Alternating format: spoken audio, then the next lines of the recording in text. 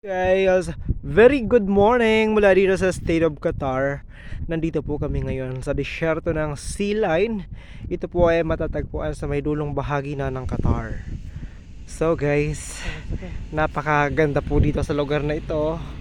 Talagang very relaxing sa pakiramdam.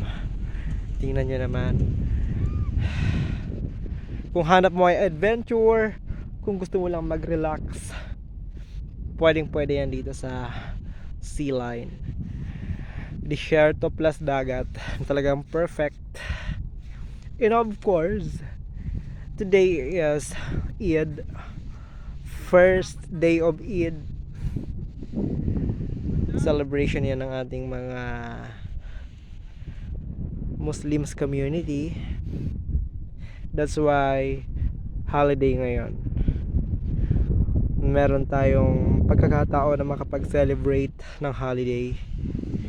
Sobrang aga pa, wala pang alas 7 ng umaga sa mga oras na ito guys. If you can see, yung simoy ng hangin, malamig pa. Pero tingnan mo, tirik na yung sikat ng araw. Napakaganda. Ayan. Perfect na perfect. Punta kayo dito kung gusto nyong mag-meditate. Siguro mas maganda dito sa gabi.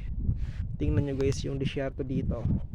Makikita nyo yung disyerto ng walang hanggan, kung saan wala kang makikitang puno, wala kang makikitang nabubuhay na halaman, damo, or ano paman. Basta ang makikita mo dito ay pinong-pinong buhangin sa napakalawak na disyerto. Tapos katabi niyan ang napakalawak na dagat.